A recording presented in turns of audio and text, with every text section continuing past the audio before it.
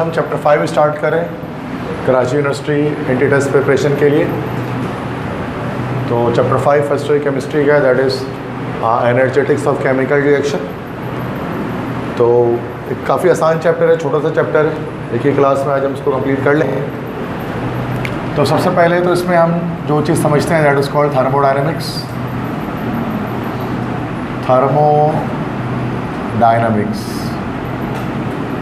Thermodynamics दो word से निकला है, थर्मो और डायनामिक्स। थर्मो के मतलब होते हैं हीट और डायनामिक्स के मतलब होते हैं motion, movement, motion of heat, movement of heat. तो बेटा ये थर्मोडायनेमिक्स असल में ये केमिस्ट्री की ब्रांच है, this is the branch of physics. तो थर्मोडायनेमिक्स असल में एक ब्रांच ऑफ फिजिक्स है, फिजिक्स की एक ब्रांच है जिसके अंदर हम लोग क्या पढ़ते हैं, हम लोग पढ़ते हैं कि किस तरह से हम हीट एनर्जी को, थर्मल एनर्जी को डिफरेंट फॉर्म्स ऑफ एनर्जी में कन्वर्ट करते हैं। ठीक है, तो थर्मोडायनेमिक्स वो ब्रांच ऑफ केमिस्ट्री है जिसमें हम पढ़ते हैं कि किस तरह से थर्मल एनर्जी को, हीट एनर्जी को हम कन्वर्ट करते हैं अदर फॉर्म्स ऑफ एनर्जी में, किसी अदर फॉर्म में कन्वर्ट करते हैं। This is called thermodynamics. So it is a branch of physics that deals with the study of conversion of thermal energy into different forms of energy like mechanical energy, chemical energy, heat energy, किसी भी energy में। तो this is thermodynamics. Physics के अंदर भी पढ़ते हैं इसको, केमिस्ट्री में भी पढ़ते हैं इसको। तो थर्मोडायनेमिक्स को स्टार्ट करने के लिए सबसे पहले हम लोग यहाँ पर डिस्कस करेंगे कुछ important thermodynamic terms. few important thermodynamics terms should be discussed। जैसे सबसे पहले हम यहाँ पर डिस्कस करेंगे universe.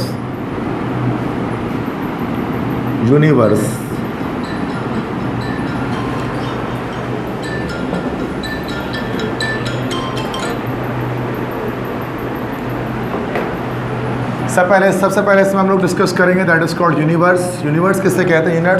Universe is actually a combination of two things. दो चीज़ों को मिलाने से यूनिवर्स बनता है, सिस्टम एंड सराउंडिंग। बहुत आसान चैप्टर है ये। तो सिस्टम और सराउंडिंग जब ये दोनों चीज़ों को मिलाते हैं तो फिर यूनिवर्स तैयार होते हैं। तो यूनिवर्स में दो ही चीज़ें थर्मोडायनेमिक्स के मुताबिक, एक सिस्टम है और एक सराउंडिंग है। ये दोनों चीज़ें मिल जाती हैं तो फिर यूनिवर्स हमारा बन जाता है, यूनिवर्स तैयार हो जाता है। अब इस यूनिवर्स के अंदर एक चीज़ सिस्टम होती है, एक सराउंडिंग होती है। सबसे पहले यू नीड टू डिस्कस के व्हाट इज सिस्टम, कि हम सिस्टम किसे कहते हैं, व्हाट इज़ अ सिस्टम। तो system is actually any portion of universe which is under concentration, under observation. तो यूनिवर्स का कोई भी हिस्सा जिसको एक साइंटिस्ट ने अपने कंसंट्रेशन में, अपने ऑब्जर्वेशन में रखा हो, that is called a system. ठीक है, तो सिस्टम क्या है? System is any portion of universe under observation।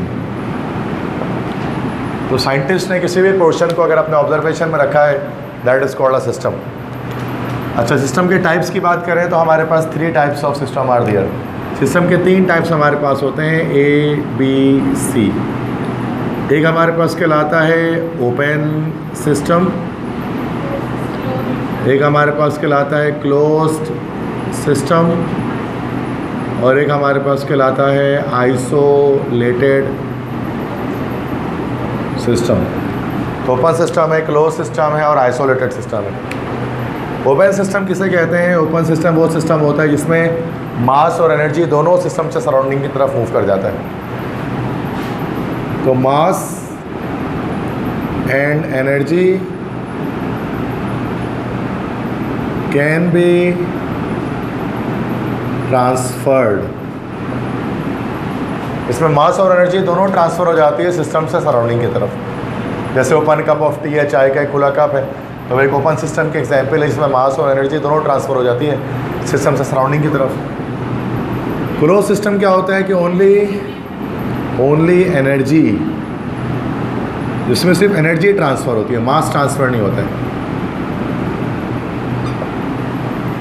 मतलब सिर्फ एनर्जी ट्रांसफ़र हो रही होती है, मास ट्रांसफ़र नहीं होता। जैसे कि कॉफ़ी या फिर चाय वगैरह में ऊपर हम उसमें लिड लगा देते हैं, कवरिंग कर देते हैं, तो उस कवरिंग करने से क्या होता है कि फाइनली वो फिर वो चाय या टी है, कॉफ़ी है, कोई भी चीज़ है, तो फिर वो लीकेज नहीं करती, वो स्पिल नहीं करती। तो this is the example of a close system. तो ये क्लोज सिस्टम हो गया, ठीक है, क्लोज सिस्टम। आइसोलेटेड सिस्टम किसे कहते हैं कि neither energy, yes, neither energy nor mass can be transferred from system to surrounding. मतलब ना एनर्जी ना मास, दोनों में से कोई भी चीज़ सिस्टम से सराउंडिंग की तरफ मूव ना करे, वो आइसोलेटेड सिस्टम कहलाता है। जैसे कि थर्मोस, अगर एक थर्मोस के अंदर हमने टी जो है वो हॉट टी भर दी है, तो एक लंबे अरसे तक उसके अंदर मास और एनर्जी दोनों कंजर्व रहती है, दोनों मौजूद रहती है। लेकिन एक परफेक्ट आइसोलेटेड सिस्टम एग्जिस्ट नहीं करता है। मतलब उसमें कभी ना कभी, आज नहीं तो कल, 2, 3, 4, 6 घंटे बाद वो गर्म चाय उसके अंदर ठंडी हो जाएगी थर्मोस के अंदर। तो एक आइसोलेटेड सिस्टम एग्जिस्ट नहीं करता है, इसको याद रखिएगा। तो हम नियर टू आइसोलेशन जा सकते हैं, बट आइसोलेटेड सिस्टम जैसे एक आइडियलिस्टिक कंडीशन में बात करते हैं, रियल में एग्जिस्ट नहीं करता कभी भी, ठीक है। रियल में ओपन या क्लोज सिस्टम एग्जिस्ट करते हैं। तो ये तो सिस्टम हो गया। तीसरी चीज़ हम यहाँ पर डिस्कस करेंगे, दिस इज कॉल्ड सराउंडिंग। अब सराउंडिंग किसे कहते हैं? What is a surrounding? System से बाहर जो कुछ है सिस्टम के अराउंड, दैट इज सराउंडिंग, ठीक है। तो everything around a system is known as surrounding. System से बाहर जो कुछ भी हमारे पास है वो सराउंडिंग। फिर चौथी एक चीज़ होती है जिसको हम लोग कहते हैं that is called boundary.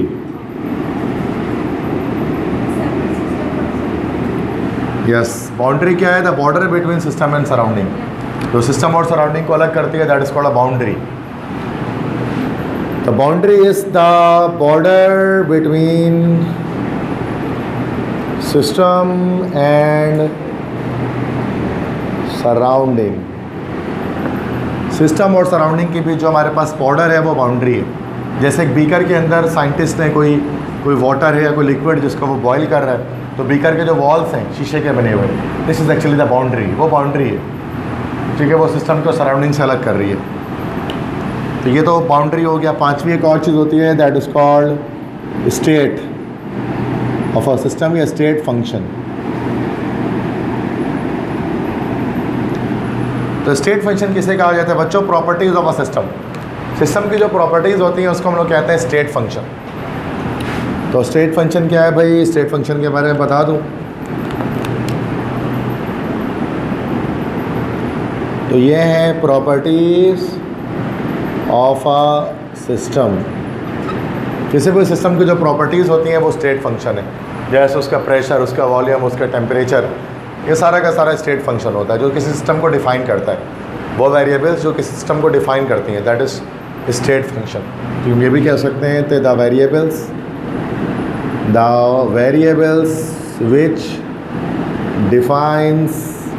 which define a system is called state function. इसको स्टेट फंक्शन कहा जाता है। अब प्रॉपर्टीज़ जो है ना बच्चों, वो दो तरह की हो सकती हैं। Properties can be further classified into two types, A and B. A and B. A हमारे पास हो गया, this is called microscopic properties, और बी हमारे पास हो गया, this is called macroscopic properties. Now what's the difference between microscopic properties and macroscopic properties? Micro मतलब होता है स्मॉल और मैक्रो मतलब होता है बिग। तो माइक्रोस्कोपिक प्रॉपर्टीज़ पता है वो प्रॉपर्टीज़ जो हम सिंगल एटम, एक सिंगल एटम की, एक सिंगल मॉलिक्यूल की या सिंगल एटम की अगर हम प्रॉपर्टीज़ बताएं तो वो प्रॉपर्टीज़ हमारे पास माइक्रोस्कोपिक प्रॉपर्टी होती हैं। और मैक्रोस्कोपिक प्रॉपर्टीज़ क्या होती हैं बच्चों? लार्ज नंबर ऑफ एटम्स, अगर किसी सिस्टम में बहुत सारे आइटम्स हैं तो उसकी जो प्रॉपर्टीज़ आएंगे that is called microscopic properties. अब माइक्रोस्कोपिक प्रॉपर्टीज़ क्या होती हैं भाई हमारे पास, जैसे कि एटॉमिक रेडियस। एटॉमिक रेडियस एक माइक्रोस्कोपिक प्रॉपर्टी है, एक एटम की हम बता सकते हैं। आयोनाइजेशन पोटेंशियल किसी एक एटम की बताई जाती है। इलेक्ट्रॉन एफिनिटी ये हम किसी एक एटम की बता सकते हैं। इलेक्ट्रोनेगेटिविटी ये हम किसी एक एटम की बता सकते हैं, एट्सेट्रा। तो all these are the microscopic properties, जिसमें हम किसी एक एटम की एटॉमिक रेडियस, उसके इलेक्ट्रॉन एफिनिटी, उसके आयोनाइजेशन पोटेंशियल, उसके इलेक्ट्रोनेगेटिविटी, इन सब चीज़ों के बारे में बता रहे होते हैं।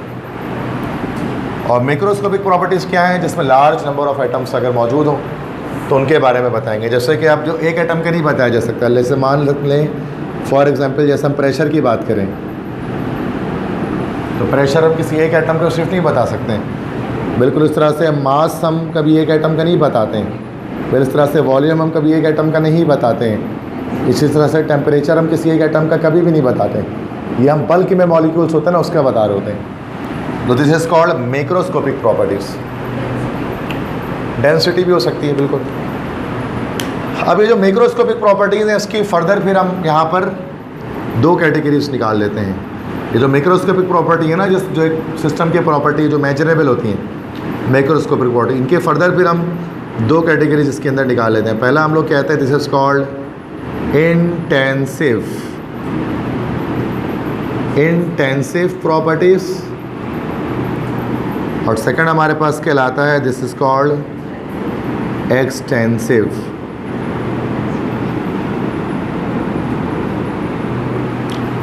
Extensive properties. अब क्या फ़र्क है इंटेंसिव प्रॉपर्टीज़ और एक्सटेंसिव प्रॉपर्टीज़ में? तो इंटेंसिव प्रॉपर्टी क्या होती है, this is actually independent of amount. वो तमाम प्रॉपर्टीज़ जो अमाउंट पर डिपेंड नहीं करती उनको हम कहते हैं इंटेंसिव प्रॉपर्टीज़। मतलब जिसमें अमाउंट को आधा करने से प्रॉपर्टीज़ की वैल्यू पर फ़र्क ना पड़े, that is called intensive property. Extensive property क्या होती है भाई, डिपेंड्स अपॉन अमाउंट। जो अमाउंट पर डिपेंड करती हैं कि अगर अमाउंट को अगर तुम आधा कर दो, हाफ कर दो, तो क्या होगा, उस प्रॉपर्टी की वैल्यू भी हाफ हो जाए, that is called intensive property. अब एक्सटेंसिव प्रॉपर्टी, इसी एक्सटेंसिव प्रॉपर्टी को हम समटाइम्स कहते हैं कॉलीगेटिव प्रॉपर्टीज़। कॉलीगेटिव प्रॉपर्टीज़ वो तमाम प्रॉपर्टीज़ जो कि नंबर ऑफ़ पार्टिकल्स पर डिपेंड करती हैं, these are called colligative properties. एक ही बात है। अब इंटेंसिव प्रॉपर्टीज़ में एग्जांपल हमारे पास क्या आ जाएगी, जो कि जैसे कि मिसाल के तौर पे टेम्परेचर। अगर टेम्परेचर किसी चीज़ का 30 डिग्री सेंटीग्रेड है, 30 डिग्री सेंटीग्रेड है, मान लो एक बाल्टी पानी का टेम्परेचर 30 डिग्री है, तो आधी बाल्टी कर देंगे तो टेम्परेचर 30 डिग्री रहेगा, 15 डिग्री नहीं हो जाएगा। अमाउंट पे डिपेंड नहीं कर रही है। बिल्कुल इस तरह डेंसिटी, अगर हम आइस की डेंसिटी कह रहे हैं कि वो 0.92 ग्राम पर ml है, तो भाई चाहे छोटा सा आइस क्यूब हो, चाहे बड़ी बर्फ़ की सिली हो, हर सूरत में वो डेंसिटी उसकी सेम आएगी। वैल्यू मतलब अमाउंट कम ज़्यादा करने से वैल्यू पे फ़र्क नहीं पड़ेगा। ऐसी बहुत सारी चीज़ें हैं। बॉइलिंग पॉइंट, अब पानी का बॉइलिंग पॉइंट 100 होता है, चाहे आप एक गिलास ले लो, चाहे आप एक बाल्टी ले लो। इस तरह मेल्टिंग पॉइंट, आइस का मेल्टिंग पॉइंट 0 डिग्री सेंटीग्रेड होता है। अब चाहे एक क्यूब ले लो, चाहे आप एक बर्फ़ की सिल ले लो, तो वो 0 डिग्री पे ही मेल्ट करेगा। बिल्कुल इस तरह से विस्कोसिटी, सरफेस टेंशन,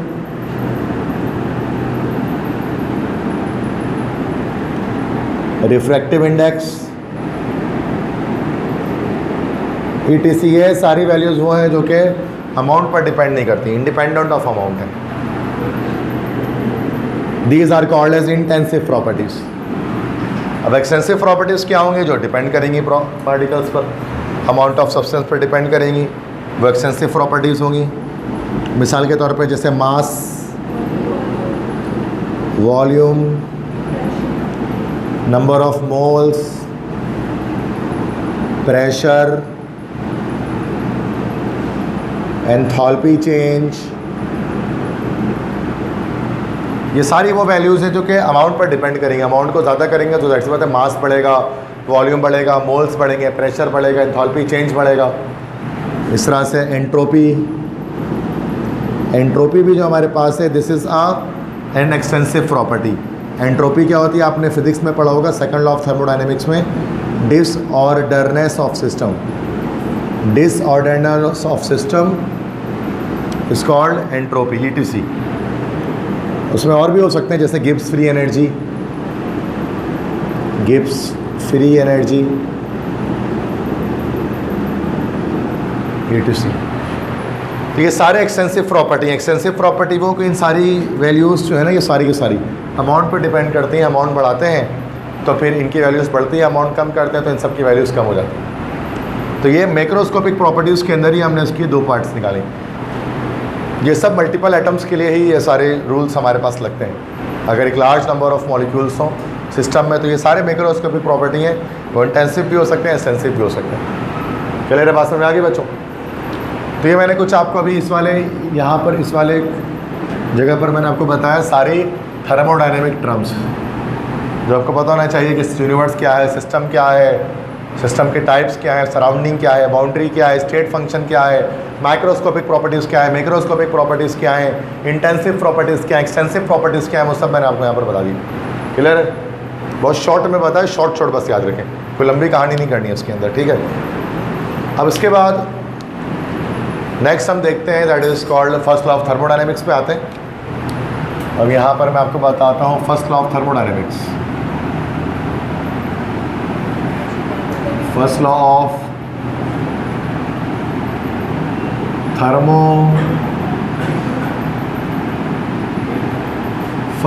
थर्मोडायनेमिक्स, इसी को फर्स्ट लॉ ऑफ थर्मोडायनेमिक्स कहा जाता है और इसी को हम लोग कहते हैं, this is called law of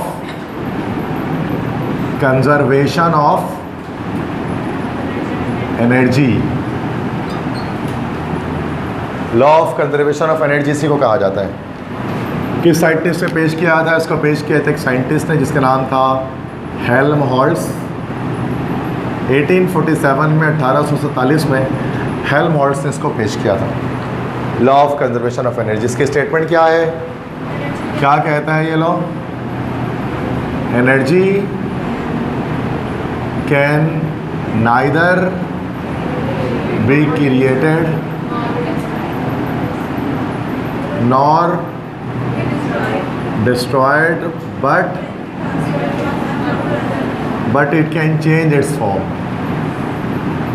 लेकिन ये अपना फॉर्म तब्दील कर सकता है, एक फॉर्म से दूसरे फॉर्म में जा सकता है। कि एनर्जी को ना तो पैदा कर सकते हैं, एनर्जी को ना तो फना कर सकते हैं। जितनी energy 14.7 billion years ago big bang theory के बाद बन गई, वो सारी एनर्जी आज तक उतनी ही है।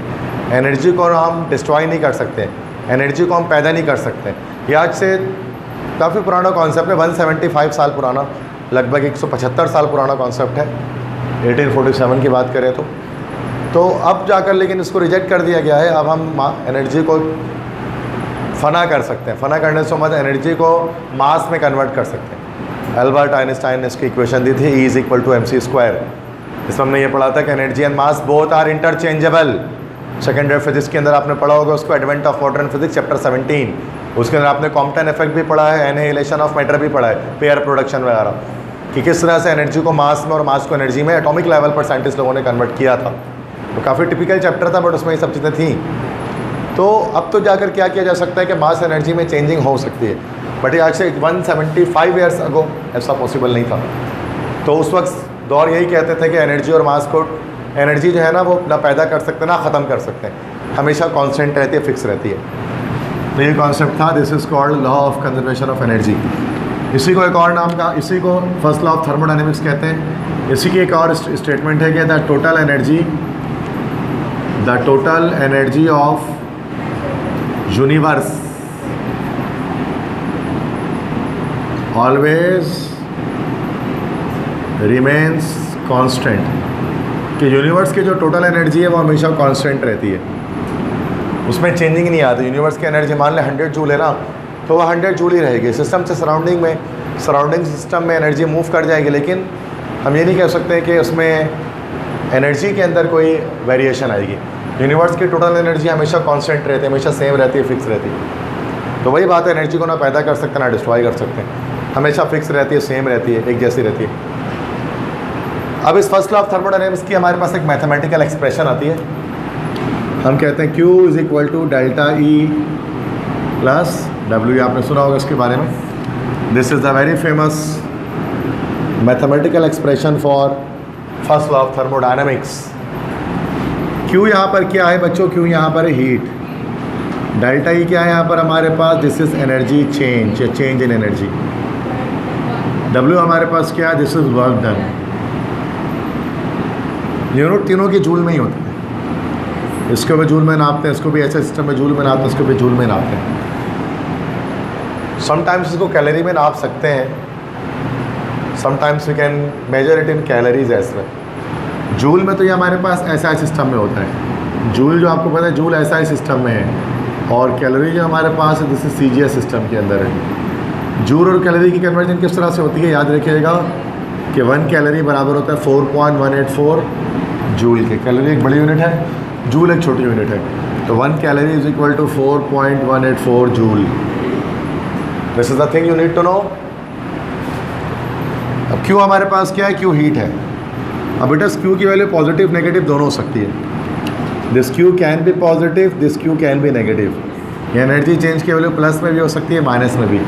ये वर्क डन की वैल्यू प्लस में भी हो सकती है, माइनस में। साइन कॉन्वेक्शन होता है इसमें क्रिएट हमारे पास। मतलब क्या? Q की वैल्यू पॉजिटिव कब होगी? जब हीट इज़ एडेड। जब हीट ऐड करेंगे सिस्टम में तो Q पॉजिटिव, और जब हीट रिलीज होगी तो Q नेगेटिव। एनर्जी में क्या? जब एनर्जी इंक्रीज होगी, अगर एनर्जी इज इंक्रीजिंग तो पॉजिटिव, और अगर एनर्जी इज डिक्रीजिंग फिर सूरत में delta E negative. Work done positive, अगर work done by the system हो तो फिर पॉजिटिव, और वर्क डन अगर ऑन द सिस्टम हो, सिस्टम पर काम किया जाए तो सूरत में negative. This is a sign convection जो आपको पता होना चाहिए, ठीक है। इसी से हम न्यूमेरिकल बना सकते हैं। मान लेते हैं कि MCQs जैसे एक आ गया, एक MCQs आ गया कि 200 joule of heat is added to a system while system does a work of 300 joule. The change in energy of the system is dash joule. अब यहाँ 4 ऑप्शन आ गए। 100 जूल आ गया, माइनस का 100 जूल आ गया, 200 जूल आ गया, minus का 200 joule, तो what? -100 आएगा। रीज़न क्या है? देखो डेल्टा E मालूम करना है तो Q माइनस W हो गया। Q हीट एनर्जी ऐड कर रहे हैं तो प्लस में हो गया Q 200, और सिस्टम काम कर रहा है तो ये भी प्लस में यहाँ पर होगा। जब उधर लेंगे तो माइनस में आ जाएगा, तो 200 में से 100 माइनस करेंगे तो this will the answer will be -100। तो ये बी ऑप्शन यहाँ पर हमारे पास करेक्ट हो जाएगा, ठीक है। तो इजी है, इस न्यूमेरिकल को यूज़ करके हम MCQs बना सकते हैं। There is not a difficult thing, ठीक है, आसान है। अच्छा, इसके बाद क्या होता है बच्चों? फर्स्ट लॉ ऑफ थर्मोडायनेमिक्स के बाद हम एक इक्वेशन, एक रिलेशन लिखते हैं, प्रेशर वॉल्यूम वर्क रिलेशन जिसको हम कहते हैं। एक रिलेशन लिखते हैं जिसको कहा जाता है प्रेशर वॉल्यूम, एक डेरिवेशन होती है उसकी, वर्क इक्वेशन या रिलेशन, कुछ भी कह लें आप। आपको भी पूरी डेरिवेशन करके नहीं दिखानी है, आपको बस ये पता होना चाहिए कि इसमें हमारे पास इक्वेशन क्या आती है। इसमें क्या करते हैं बच्चों? जो W है ना, W को हम चेंज कैसे कर देते हैं? P डेल्टा V से। तो हमारे पास जो first law of thermodynamics Q बन जाती है। Q क्या बन जाती है? Delta E plus P delta V। This is called pressure volume work equation, या प्रेशर वॉल्यूम वर्क रिलेशन भी इसको कहा जाता है, ठीक है जी। अब ये जो डेल्टा V है, this is the change in volume. तो डेल्टा E तो हमारे पास आ गया चेंज इन वॉल्यूम, और जो P है हमारे पास, ये आप जानते हैं, दिस इज़ एक्चुअली प्रेशर, सही है। अच्छा, इसी के अंदर फिर इसमें केसेस होते हैं, 2 केसेस के अंदर आते हैं, ठीक है, आपको ये भी पता होगा। केस नंबर 1 आता है इसके अंदर, केस नंबर 1 आता है फॉर आइसोकोहरिक प्रोसेस। आइसोकोरिक प्रोसेस के लिए। आइसोकोरिक प्रोसेस कौन सा प्रोसेस होता है बच्चों? जिसमें वॉल्यूम कांस्टेंट हो जाता है। जब कांस्टेंट वॉल्यूम करते हैं तो आपको पता है कि delta we change in volume 0 हो जाता है। चेंज इन वॉल्यूम 0 हो जाता है जब, तो क्यू के नीचे वी लगा देते हैं। क्यू वी बराबर किसके हो जाता है? जस्ट डेल्टा ई के, और पी डेल्टा वी तो पूरा 0 हो जाता है। तो this is the pressure volume work equation for isochoric process, जब कांस्टेंट वॉल्यूम हो। इसी का दूसरा केस भी हमारे पास आ सकता है, केस नंबर 2। केस नंबर 2 कौन सा प्रोसेस होता है हमारे पास? है आइसोबैरिक प्रोसेस। अब आइसोबैरिक प्रोसेस के अंदर क्या होता है? Constant pressure. यस, प्रेशर इसके अंदर कांस्टेंट हो जाता है, और जब प्रेशर कांस्टेंट होगा तो हमारे पास यहाँ पर क्यू पी जो आता है ना, this is equal to delta H. Q P delta H के बराबर होता है। अभी डेल्टा एच क्या हमारे पास है? Delta H is actually change in enthalpy, या एंथैल्पी चेंज इसको कहा जाता है, जो मैं थोड़ी देर में बताता हूँ कि ये क्या चीज़ होती है। पसंद आ गई यहाँ तक?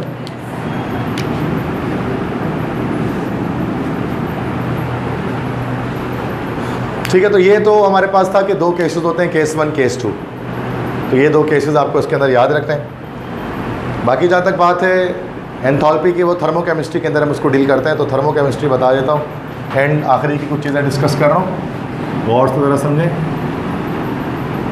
Thermochemistry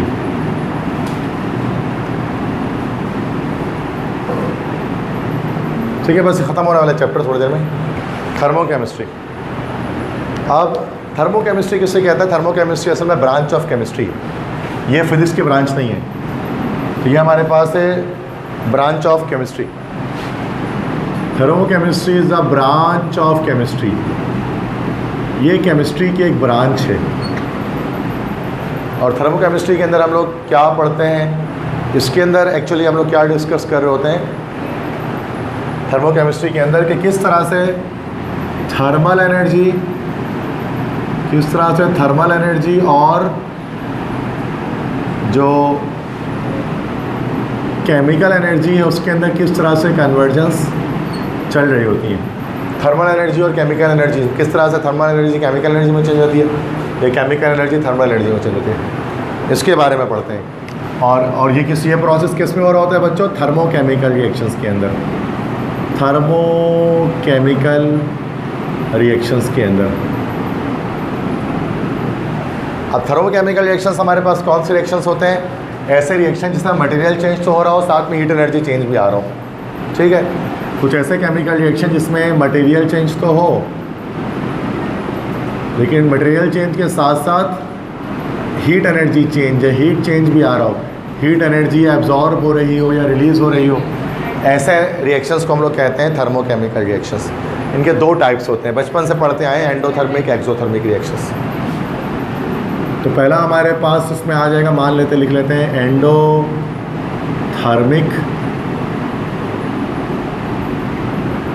reactions. अब एंडोथर्मिक रिएक्शंस हमारे पास कौन से रिएक्शंस होते हैं? ऐसे रिएक्शन जिसमें हीट एनर्जी इज़ एब्जॉर्ब, जिसमें हीट एनर्जी जो है ना वो एब्जॉर्ब होती है, एब्जॉर्ब बाय सिस्टम। सिस्टम क्या करता है? हीट एनर्जी को एब्जॉर्ब करता है, ठीक है, और सराउंडिंग से एब्जॉर्ब करता है। तो हीट कहाँ से ट्रांसफ़र होती है? हीट ट्रांसफर्ड होती है सराउंडिंग से सिस्टम में ना भाई, सराउंडिंग टू सिस्टम। जो एंडोथर्मिक रिएक्शन होता है उसमें सराउंडिंग से सिस्टम की तरफ हीट एनर्जी ट्रांसफ़र होती है। और जितने भी एंडोथर्मिक रिएक्शंस होते हैं उनके अंदर हीट कंटेंट ऑफ प्रोडक्ट ज़्यादा होता है, हीट कंटेंट ऑफ रिएक्टेंट कम होता है। हीट कंटेंट बता देता हूँ, एंथैल्पी भी कह सकते हैं कि enthalpy of reactant is less than product. Enthalpy of reactant is less than product. इसी वजह से इसका हमेशा चेंज इन एंथैल्पी जो आता है ना, वो हमेशा इसका पॉजिटिव में आता है। तो the change in enthalpy, enthalpy change, कितना एनर्जी एब्जॉर्ब हुआ, कितना रिलीज़ हुआ, डेल्टा एच से शो करते हैं, इज़ ऑलवेज पॉजिटिव। ये हमेशा पॉजिटिव होगा किसके लिए, एंडोथर्मिक रिएक्शंस के लिए, कभी भी नेगेटिव नहीं जाएगा। जैसे मान लेते हैं कि हमारे पास एक रिएक्टेंट है, वो प्रोडक्ट में कन्वर्ट हो रहा है, reactant is being converted into product. Reactant की एनर्जी मान लेते हैं 100 जूल है। अब ये हीट कंटेंट ऑफ रिएक्टेंट है H1, 100 किलो जूल पर मोल कह लेते हैं, किलो जूल पर मोल में नापा जाता है। और प्रोडक्ट की एनर्जी H2 हम कह सकते हैं, इसको मान लेते हैं 120 किलो जूल पर मोल है। अब जाहिर सी बात है कि रिएक्टेंट की कम है, प्रोडक्ट के ज़्यादा है, तो उसको क्या करना पड़ेगा, हीट एनर्जी देनी पड़ेगी। तो क्या होगा, रिएक्टेंट फिर प्रोडक्ट में कन्वर्ट होगा। अब अगर इसका आप डेल्टा H निकालोगे तो डेल्टा H क्या निकलेगा, H2 माइनस H1, मतलब 120 में से 100 माइनस करेंगे, ये हमारे पास आ जाएगा 20 किलो जूल पर मोल। तो हमेशा प्लस में ही आएगा ना, कभी माइनस में आ ही नहीं सकता एंडोथर्मिक रिएक्शन के लिए, हमेशा पॉजिटिव में आएगा। अब फॉर एग्जांपल कौन से रिएक्शंस हमारे पास एंडोथर्मिक हो सकते हैं, जितने भी थर्मल डिकम्पोजिशन रिएक्शंस होते हैं वो सारे के सारे एंडोथर्मिक होते हैं। थर्मल डिकम्पोजिशन हीट देकर जिसमें किसी कंपाउंड को डिकम्पोज करते हैं, सारे थर्मल डिकम्पोजिशन रिएक्शंस हमारे पास एंडोथर्मिक होते हैं। या फिर मेल्टिंग ऑफ आइस, बर्फ़ का पिघलना, इसमें भी हीट एनर्जी रिक्वायर्ड होती है। और ऐसे बहुत सारे होते हैं, तो ज़रूरत नहीं है। एक इक्वेशन लिख देता हूँ कि CaCO3 कैल्शियम कार्बोनेट, इसको हीट देंगे तो ये कैल्शियम ऑक्साइड और कार्बन डाइऑक्साइड में ब्रेक हो जाता है, तो डेल्टा H की वैल्यू हमेशा इसकी क्या आएगी, पॉजिटिव आएगी, because it is an endothermic reaction. Clear है भाई, समझ में आ रही बात। तो छोटे छोटे पॉइंट्स मैं आपको यहाँ पर बता रहा हूँ, उसको याद रखें एंडोथर्मिक रिएक्शन के बारे में। दूसरा हमारे पास है B part, this deals with exothermic. अब हम लोग देखते हैं अबाउट एक्सोथर्मिक रिएक्शंस को। एक्सोथर्मिक रिएक्शंस क्या होता है भाई, एंडोथर्मिक रिएक्शंस के रिवर्स होते हैं, तो उसको अलर्ट होता है, तो सारा रिवर्स लिख दो। जैसे उसमें क्या, heat energy is absorb by system, तो heat energy is released by the system. इसमें क्या करेगा, हीट एनर्जी, और कैसे रिलीज होगी, जैसे इसमें सराउंडिंग सिस्टम में जा रही है, अब यहाँ सिस्टम से सराउंडिंग की तरफ मूव करेगी, तो heat is transferred from from system to surrounding. System से हीट निकलेगी, सराउंडिंग में मूव करके जाएगी। इसमें enthalpy of reactant is less than product है ना, इसमें enthalpy of reactant is more than product, तभी वो रिलीज करेगा एक्स्ट्रा अपनी। तो यहाँ पर बता देता हूँ कि एंथैल्पी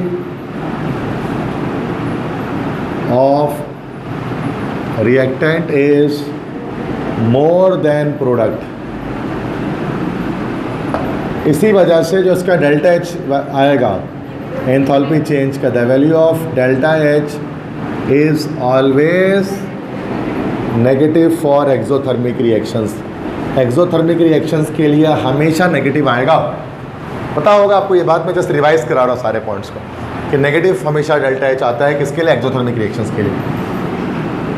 मान लो कि जैसे कि अगर रिएक्टेंट है, this is the reactant and this is forming a product,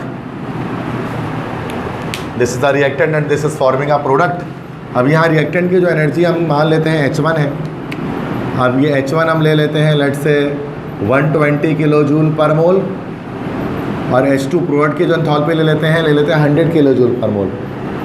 अब क्या होगा कि जो डेल्टा H हमारे पास आएगा वो H2 माइनस H1 होगा ना, क्योंकि अब इसको हीट एनर्जी रिलीज़ करनी पड़ेगी जो 20 जूल है। तो अब देखो H2 माइनस H1, तो 100 माइनस 120 हो गया ना ये, तो माइनस को 20 किलो जूल पर मोल आया, इसलिए हमेशा नेगेटिव में आएगा, क्योंकि प्रोडक्ट की एनर्जी ज़्यादा होगी रिएक्टेंट से, तो हमेशा वो क्या करेगा, रिलीज़ करेगा। अब फॉर एग्जांपल मिसाल के तौर पे कंबस्टन रिएक्शन जितने भी होते हैं आप सब जानते हैं, दिस इज़ एक्सोथर्मिक रिएक्शन, या फिर न्यूट्रलाइजेशन रिएक्शन जितने भी होते हैं सारे के सारे एक्सोथर्मिक होते हैं, एसिड बेस रिएक्शन करके सॉल्ट और वाटर जो बनाते हैं, या फिर जितने भी एक्सप्लोजन वाले रिएक्शंस होते हैं, धमाके वगैरह होते हैं, तो वो सारे के सारे हमारे पास एक्सोथर्मिक रिएक्शंस होते हैं। आयनिक रिएक्शंस होते हैं वो सारे एक्सोथर्मिक होते हैं। अब यहाँ लेट से एक इक्वेशन लिख लेता हूँ, जैसे आयनिक इक्वेशन लिख देता हूँ Na+Cl2। तो ये जो NaCl बनता है आप जानते हैं, इसमें हमारे पास डेल्टा H की वैल्यू -788 किलो जूल पर मोल आती है। कल पढ़ा रहा था मैं आपको लेटिस एनर्जी, तो यहाँ पे भी देखो एक्सोथर्मिक रिएक्शन हो रहा है ना, तो हीट एनर्जी रिलीज हो रही है, तो नेगेटिव आ गया। क्लियर है बात? तो these are the two thermochemical reactions, और उनके बारे में एंडोथर्मिक एक्सोथर्मिक के बारे में आपको ये बात याद रखनी है, पॉइंट वाइज जो मैंने आपको बताया। लास्ट इसके बाद क्या है, कुछ डेफिनेशंस हैं वो यहाँ पर हम डिस्कस करते हैं। सबसे पहली चीज़ हम डिस्कस करते हैं कि व्हाट इज़ एंथैल्पी। एंथैल्पी किसे कहते हैं? एंथैल्पी कैपिटल एच से इसको हम शो करते हैं, एंथैल्पी कैपिटल एच से शो करते हैं, इसी को एंथैल्पी कहा जाता है। तो एंथैल्पी क्या होते हैं? That is the total heat content of a system. System में जितना भी हीट मौजूद होता है ना बच्चों, जितना भी हीट सिस्टम में मौजूद है, दैट इज़ कॉल्ड एंथैल्पी। जितनी भी एनर्जी उसके पास मौजूद है उसको हम लोग एंथैल्पी कहते हैं। अब एंथैल्पी निकालना है अगर आपको, तो उसका फॉर्मूला हमारे पास होता है कि H is equal to E plus PV। This is the formula of finding enthalpy. और यूनिट क्या होती है? उसकी यूनिट भी वही होती है, किलो जूल पर मोल। सारे एनर्जी की सेम यूनिट है, ठीक है। तो दिस इज एंथैल्पी। एक हमारे पास होता है जिसको हम लोग बोलते हैं एंथैल्पी चेंज, जिसको आप लोग कहते हैं चेंज इन एंथैल्पी। बात तो एक ही है, एंथैल्पी चेंज होता है डेल्टा H। तो ये E2 माइनस होता है, H2 माइनस H1 होता है। ये एंथैल्पी चेंज आपको क्या बताता है? This is the amount of energy, the amount of energy या जो एब्जॉर्ब हुई और रिलीज हुई ड्यूरिंग अ रिएक्शन। किसी भी रिएक्शन के दौरान कितना अमाउंट ऑफ एनर्जी एब्जॉर्ब हो रहा है, रिलीज़ हो रहा है, इसको हम लोग कहते हैं change in enthalpy, delta H। H2 minus H1 होता है, ऊपर मैंने एक्सप्लेन कर दिया, तो मैं इस पर डिटेल में नहीं जा रहा इसको। एंडोथर्मी के लिए पॉजिटिव होता है, एक्सोथर्मी के लिए नेगेटिव, सब ऊपर एक्सप्लेन हुआ है, ठीक है बच्चों। एंथैल्पी चेंज के बाद नेक्स्ट डेफिनेशन हमारे पास आती है हीट ऑफ फॉर्मेशन। ये देख लें बच्चों, heat of formation delta H के साथ नीचे F लगा देते हैं ऐसे करके। अब हीट ऑफ फॉर्मेशन क्या होती है? The total enthalpy change of a system, the total enthalpy change of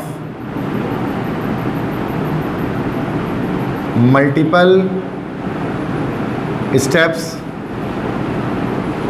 is called heat of formation. मतलब इसके न्यूमेरिकल्स भी होते हैं बट एप्टीट्यूड में नहीं आते हैं। हीट ऑफ फॉर्मेशन बस आप याद रखें कि HF से शो करते हैं, डेल्टा H लगाते हैं और डेल्टा H के नीचे F लगा देते हैं। देखो enthalpy change of heat of formation में क्या फ़र्क है? एंथैल्पी चेंज हम ये कहते हैं कि भाई किसी एक रिएक्शन में एक स्टेप में कितना एंथैल्पी चेंज आया। हीट ऑफ फॉर्मेशन क्या है? अगर कोई रिएक्शन मल्टीपल स्टेप्स में कंप्लीट हो रहा है, जैसे 3 स्टेप में, 4 स्टेप में, 5 स्टेप में, 6 स्टेप में, 10 स्टेप में, तो तमाम जितने भी एंथैल्पीज है सबको प्लस कर देंगे तो हीट ऑफ फॉर्मेशन। मतलब एक रिएक्शन A से लेकर D तक जा रहा है, तो पहले A से B बन रहा है, फिर B से C बन रहा है, फिर C से D बन रहा है, तो सारे स्टेप्स के जितने भी एंथैल्पीज उनको जब आप प्लस कर दोगे, ऐड कर दोगे, that is called heat of formation. तो आपने न्यूमेरिकल्स इसका किया होगा ना, 4 इक्वेशन होती थी, एक इक्वेशन को मालूम करना 3 का दिया होता था, सबको प्लस करते रहते थे, एंड में डेल्टा H आ जाता था आपके पास, delta H of heat of formation. First में आता था, ये चैप्टर 5 में हर साल आता था ना, सेक्शन B में। तो ये न्यूमेरिकल नहीं करना, जैसे इसकी डेफिनेशन याद करनी है कि जितने भी स्टेप्स हैं सारे स्टेप्स के एंथैल्पीज को प्लस कर दो, that is called heat of formation. Next इसके बाद एक और डेफिनेशन हमारे पास होती है standard heat of formation. Standard heat of formation को कैसे शो करते हैं? डेल्टा H के साथ ऊपर एक सर्किल, एक छोटा सा ना एक सर्किल, एक नॉट लगा देते हैं, नॉट लगा देते हैं H नॉट F, या H के ऊपर एक सर्किल एक बना देते हैं छोटा सा, तो this is called standard heat of formation. देखो स्टैंडर्ड हीट ऑफ फॉर्मेशन भी हीट ऑफ फॉर्मेशन ही है, but when eight standard conditions, standard conditions पर। अब एक ख़ास कंडीशन पर जब हम हीट ऑफ फॉर्मेशन कैलकुलेट करें तो वो स्टैंडर्ड हीट ऑफ फॉर्मेशन है। अब वो ख़ास कंडीशन क्या है? वो ख़ास कंडीशन है कि टेम्परेचर अगर आपका हो 25 डिग्री सेंटीग्रेड, प्रेशर अगर आपका हो 180 M या 760 टोर, इस कंडीशन पर जब भी हीट ऑफ फॉर्मेशन कैलकुलेट की जाएगी, that is called standard heat of formation. ठीक है, तो बस H के ऊपर एक सर्किल छोटा सा नॉट लगा देते हैं तो ये स्टैंडर्ड हीट ऑफ फॉर्मेशन बन जाता है। लास्ट टॉपिक हमारे पास इसके अंदर होता है Hess law. Hess law of constant heat of summation, एक लॉ था Hess law of constant heat of summation. इसके बारे में जो चीज़ याद रखनी है वो मैं आपको बता देता हूँ कि इसको जिस साइंटिस्ट ने पेश किया उस साइंटिस्ट का नाम था G.H. हेस। उसने एक लॉ पेश किया था that is called Hess law, या फिर हम इसको कह सकते हैं Hess law of constant heat of summation. अब हेस लॉ क्या कहता था? कहता था कि द टोटल एंथैल्पी चेंज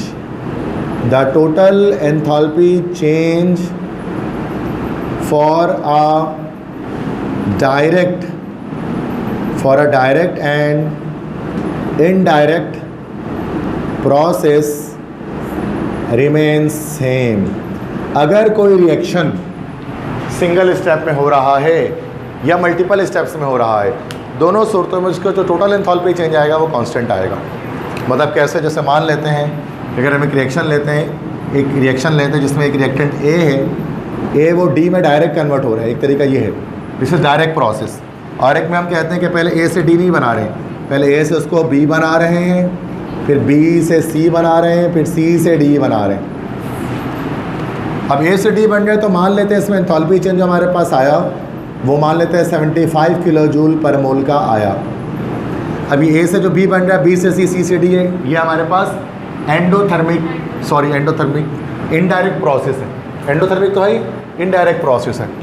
अभी हमारे पास इसमें ये H1, इसको हम कह सकते हैं कि यहाँ जो एंथैल्पी चेंज आया वो डेल्टा H1, यहाँ जो आया वो डेल्टा H2 और यहाँ जो आया वो डेल्टा H3। मतलब ए से बी में आया डेल्टा H1, बी से सी में आया डेल्टा H2 और सी से डी में आया डेल्टा H3। और यहाँ 25 किलो जूल पर मोल आया, यहाँ भी 25 किलो जूल पर मोल आया और यहाँ भी 25 किलो जूल पर मोल आया। अब आप देखें तो अगर इस बात को समझें तो देखें यहाँ पर भी 25 है, यहाँ पर भी 25 है, यहाँ पर भी 25 है, तो तीनों को प्लस करेंगे तो 75 के बराबर आ गया। इसका मतलब जो डेल्टा H आपके पास है मैथमेटिकली, जो टोटल एंथैल्पी चेंज है वो delta H1 plus delta H2 plus delta H3 के बराबर है। मतलब अगर कोई रिएक्शन अगर हमारे पास सिंगल स्टेप में हो रहा है तो जितना उसका एंथैल्पी चेंज होगा उतना ही, अगर वो इनडायरेक्ट स्टेप्स में कर रहे हैं मल्टीपल स्टेप्स में, तो जितना भी मल्टीपल स्टेप्स के जितने एंथैल्पीज़ हैं उनका समीशन कर देंगे, प्लस कर देंगे, तो वो हमें टोटल एंथैल्पी चेंज के बराबर आएगा। जैसे उसमें एक साथ 75 किलो जूल पर मोल का एक एंथैल्पी चेंज आ गया है और इनडायरेक्ट कर रहे हैं तो पहले एक 25 का, फिर 25 का, फिर 25 का। अब तुम कैलकुलेट करोगे, समेशन करोगे, प्लस करोगे तो नॉर्मली क्या होगा, डायरेक्ट हमारे पास 75 किलो जूल पर मोल आ जाएगा। This is not Hess law of constant heat of summation. G.H. Hess scientist हैं, 1840 में 1840 में उन्होंने इस लॉ को पेश किया था। इसके साथ ही आपका ये चैप्टर जो होता है चैप्टर 5 जो इस बोर्ड पर मौजूद है, पूरा स्टार्ट से एंड तक ही कंप्लीट होता है, एनर्जेटिक्स ऑफ केमिकल रिएक्शन। समझ में आ गई बात?